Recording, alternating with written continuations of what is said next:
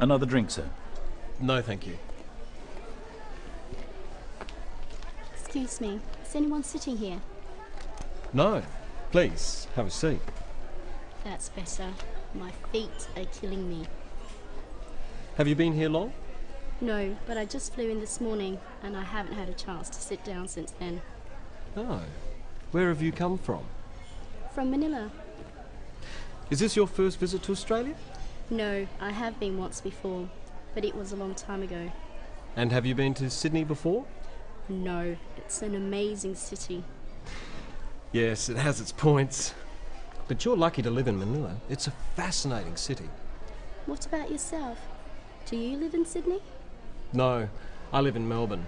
I'm just here for the conference. I'm going to Melbourne later. What's the weather like there? Not too good in winter, but at the moment it should be okay. So, how's your hotel? It's good, very convenient. Just near the harbour. Have you seen the Opera House yet? Yes, we flew right over it.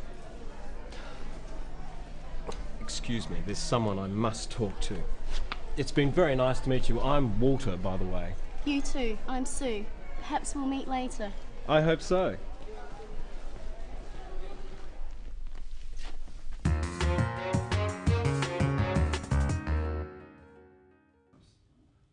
Today, we're looking at a typical conversation you might have with someone you've only just met.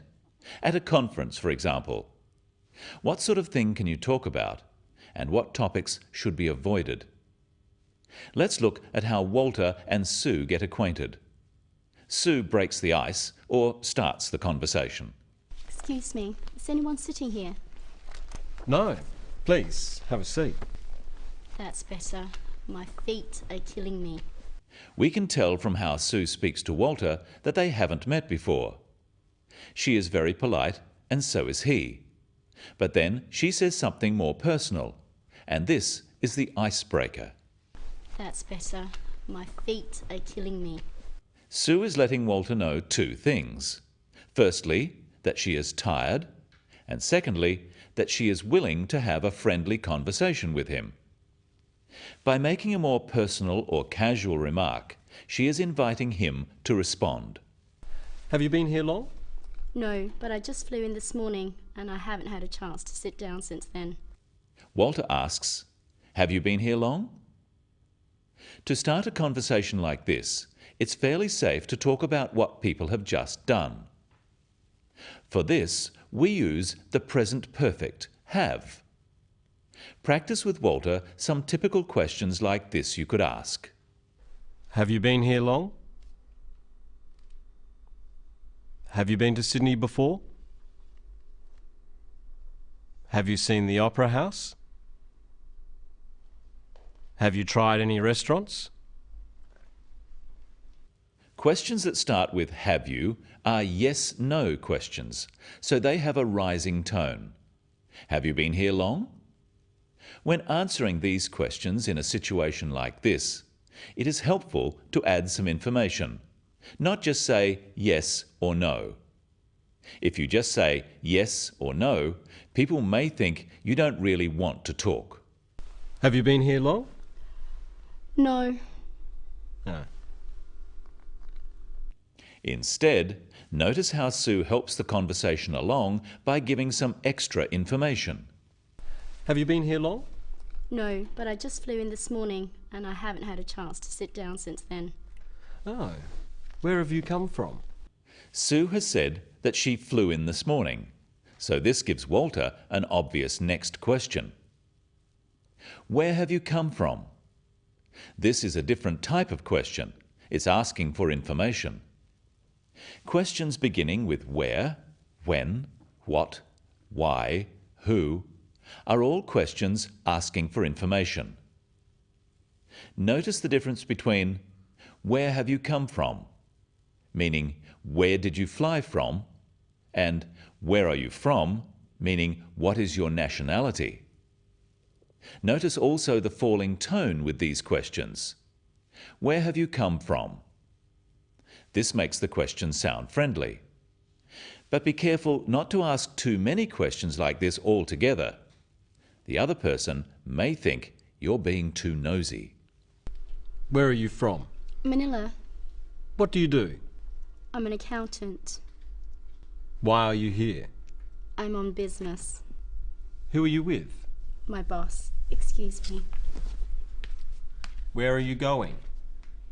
Of course, some questions like this are all right, but try not to sound too inquisitive, and offer some information or ideas yourself. Is this your first visit to Australia? No, I have been once before, but it was a long time ago. And have you been to Sydney before? No, it's an amazing city. Yes, it has its points. But you're lucky to live in Manila. It's a fascinating city. Sue doesn't just answer yes or no, she adds some extra information. And Walter finds the opportunity to give his opinion and to compliment the place Sue comes from. Now it's Sue's turn to ask a question. What about yourself? Do you live in Sydney? No, I live in Melbourne. I'm just here for the conference. Sue wants to ask Walter about himself. This is showing interest. So she says, "What about yourself?" Practice some useful phrases to introduce a question. And what about yourself? And how about you? These phrases should be followed by a question. Practice again with the question to follow. And what about yourself? Do you live in Sydney? And how about you? Have you been here before? When meeting someone new on business, but in a social setting, there are a few safe topics. We can talk about travel and accommodation, basic questions about the other person, about the city you are in, interesting sights to see, and of course, the weather. I'm going to Melbourne later. What's the weather like there? Not too good in winter, but at the moment it should be okay. Finally, let's look at how Walter ends the conversation. He needs to make sure the other person doesn't think he is bored. Excuse me, there's someone I must talk to. It's been very nice to meet you. I'm Walter, by the way. You too. I'm Sue. Perhaps we'll meet later. I hope so. He gives a reason why he must go, then says, "It's been very nice to meet you."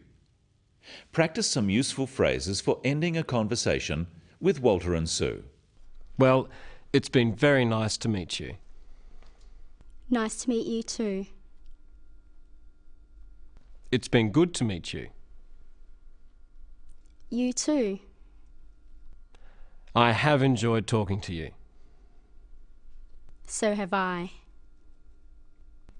I hope we can meet again.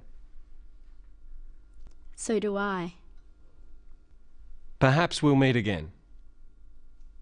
I hope so.